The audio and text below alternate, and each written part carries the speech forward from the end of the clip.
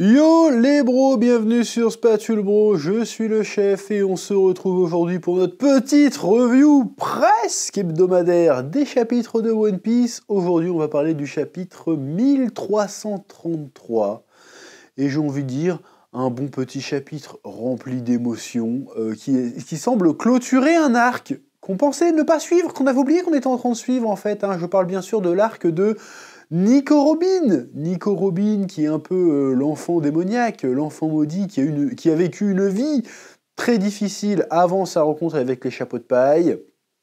Et on avait un peu oublié, parce qu'on s'était dit, l'arc de Robin, il est plus ou moins fini. On se disait, finalement, le nouvel arc de Robin, entre guillemets, maintenant, c'est que sait-elle sur le siècle oublié ? Que lit-elle réellement sur les poneglyphes ? C'était un peu ça, sauf que non, il y avait quelque chose qui n'était pas encore conclu, c'était ses retrouvailles avec Zoro. Donc pour mettre un terme un peu à sa cavalcade, à son existence de fuite qu'elle avait vécue jusqu'à présent, il fallait quand même qu'elle referme un peu de ce chapitre-là en retrouvant son héros, parce que c'est ça, c'est lui qui l'a sauvé en quelque sorte de Ohara. Il fallait qu'elle retrouve son héros pour le remercier, tout ça, faire un peu le bilan de tout ça. Donc c'était particulièrement émouvant. Bon, malgré tout, je trouve quand même que pour l'instant, cet arc d'Elbaf, il part un peu dans tous les sens. Je trouve qu'il passe du coq à l'âne assez rapidement. Alors c'est assez habituel avec Oda ces dernières années. À un moment donné, on va retomber sur nos pattes, ça très certainement, parce que Egghead, c'est un petit peu pareil, ça part un peu dans tous les sens. Puis au final, quand tu regardes le truc de loin, il y a quand même des trucs qui sont partis en couilles bizarres, mais ça te donne quand même une histoire sympa. Donc là, pareil, il faut être patient. Il faut être patient avec cet arc d'Egghead. Bon, ça fait presque 10 chapitres qu'on est dedans. Bon, il sera peut-être temps qu'il se passe un truc quand même malgré tout. Mais voilà. Donc un chapitre plein d'émotions quand même, qui nous a ramené... parce que c'est marrant en fait, parce que il se retrouve 22 ans après, et je crois que c'est pas si loin que ça du temps réel que la dernière fois qu'on a vu Zoro. Je pense que j'exagère de quelques années, mais ça fait plus de 15 piges facile. Donc il y a une espèce de... regardez, tout ce qu'on a fait avant, c'était pas pour rien, on n'a pas oublié d'où on vient. Regardez, il y a quand même un côté clôture. Voilà, ce qui est un peu pareil avec le fait d'arriver enfin sur Elbaf, c'est un truc qui avait teasé il y a plus de 20 ans, pareil. Là, on sent qu'on commence à refermer entre quelques... Je sais pas si on referme tellement des portes, parce qu'à la fois on ferme des trucs, mais en même temps on ouvre des trucs qu'on nous avait promis qu'on ouvrirait à un moment donné. Donc je sais pas comment définir le truc. Est-ce qu'on ferme des portes ? On ferme les portes des attentes peut-être ? Et on ouvre les portes des choses qu'on voulait voir. Ouais, ma formulation est dégueulasse, mais t'as compris ce que je voulais dire. Elbaf, on voulait le voir depuis 20 ans, on le voit enfin, donc l'attente est terminée, mais la porte vers Elbaf s'ouvre. Tu vois ce que je veux dire ? Et un peu pareil avec Nico Robin. Nico Robin, pour le coup, ça se ferme. Très clairement, une bonne partie de sa vie se ferme, parce que, voilà, elle retrouve Zoro, en plus il y a la symbolique, elle l'a quitté sur une plage, en mode, a priori mort. Elle le retrouve, où il fait semblant d'être mort, en mode, en plus elle a la même tenue, la même coupe de cheveux, en mode, rien n'a bougé, malgré tout ce qu'on a vécu, toutes ces 2 décennies, on est restés les mêmes. Voilà, donc quand on se retrouve tel qu'on était avant, avec tout le bagage qu'on a quand même, mais on se retrouve un peu comme si c'était rien passé. C'est ça, parce que la première truc des retrouvailles, c'est que tu fais une blague en mode, en fait, je suis mort. Et en fait, non, je suis pas mort, je te fais boue comme si t'étais toujours une gamine, parce que dans sa tête, t'étais toujours la gamine. Et en fait, il voit que maintenant c'est devenu une femme. Ouais, ça fait bizarre quand je dis ça. Il voit maintenant qu'elle est adulte, voilà, et puis dans sa tête, c'est toujours une gamine et tout, et puis il y a le côté... Voilà, et en fait, dans la discussion, ils essayent de discuter comme si c'était jamais quitté, en fait, c'est ça qui est assez bien. Et même dans le découpage, alors ces derniers temps, j'ai beaucoup un peu rouspété, on va dire, été sceptique vis-à-vis du découpage d'Oda, surtout dans les scènes d'action et d'exposition, je trouve que c'est devenu très très brouillon, et je pense que le gars il veut montrer trop de trucs en trop peu de pages. C'est trop condensé, donc on comprend pas tout. Surtout là, avec cet arc, avec les différents rapports d'échelle et tout, laisse tomber. On va avoir mal aux yeux, en tout cas moi je vais me prendre des migraines avec cet arc très certainement.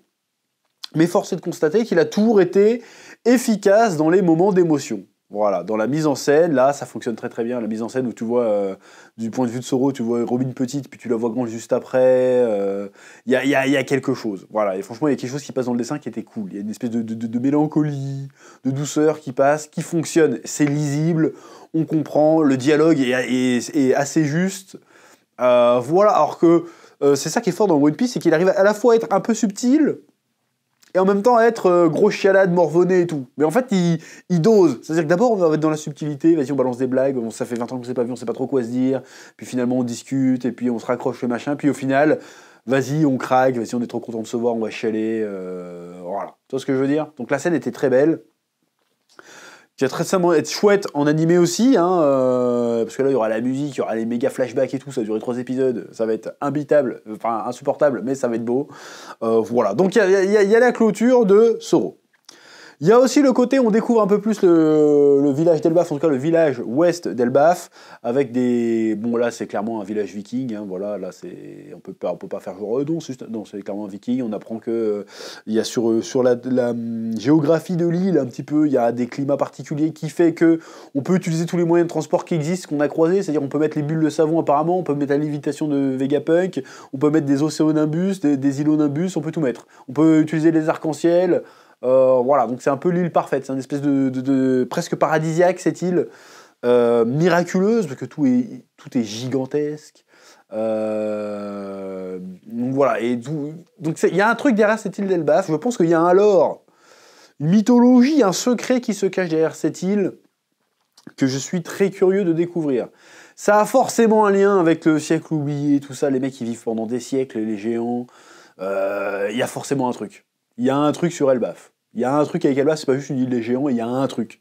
Je sais pas c'est quoi ce truc, bon il y a l'arbre d'Adam bien évidemment, mais il y a un autre truc. Il y a un secret derrière qui doit être vital pour tout comprendre dans l'univers de One Piece.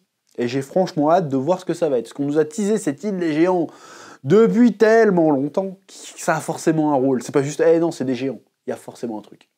Il y a forcément un truc, je veux savoir ça. Bon, et après, on essaye de raccrocher les wagons avec Big Mom, où ils disent « Ouais, on a vu que tu étais devenu empereur, on était content de voir que vous avez foutu de branler à Big Mom, parce qu'elle elle nous a causé du tort à notre île. » Alors, je me souviens pas de l'histoire. Je sais qu'il y a un bail avec le prince Loki qui aurait dû se marier avec je sais pas qui, là. Mais il y a dû avoir autre chose. Là, pour le coup, ça date de trop longtemps, je me souviens plus. Donc voilà, je vais pas commenter là-dessus. Si, parmi vous, il y en a qui se souviennent, c'était quoi les bails avec Big Mom et les géants, eh ben vous me le dites dans les commentaires, il n'y a pas de souci. Voilà. Donc un chapitre, somme toute sympathique, somme toute émouvant, qui était cool à lire, qui était lisible pour une fois, et ça fait plaisir. Par contre, encore une fois, va falloir... J'ai cru que Nami, elle était géante. Premier degré, elle a la même coupe de cheveux en fait. Il faut faire quelque chose. Il faut faire quelque chose. À un moment donné, là, c'est plus possible. Ils ont quasiment les mêmes fringues, la même coupe de cheveux. J'ai cru que Nami elle était géante. Je sais pourquoi. Ah, Nami est géante. Et pourtant je suis pas un teubé, hein. C'est juste que de prime abord, comme je lis un peu vite, je fais tiens, Nami est géante. Je fais attends quoi? Il va falloir changer les designs. Mets-lui un chapeau, mets quelque chose.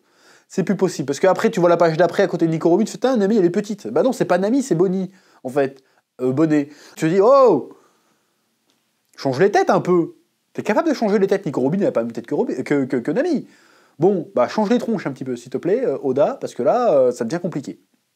Ça devient vraiment compliqué. Voilà. Bref, maintenant que cette introduction semble commencer à passer, j'espère que les vrais bails, les vraies péripéties vont arriver. Parce que là, pour l'instant, à part le truc avec Luffy et Loki, c'est vraiment, on arrive, on visite, on va se faire un petit gueuleton, voilà. Faut qu'il se passe quelque chose. Là, maintenant, il me faut un élément perturbateur.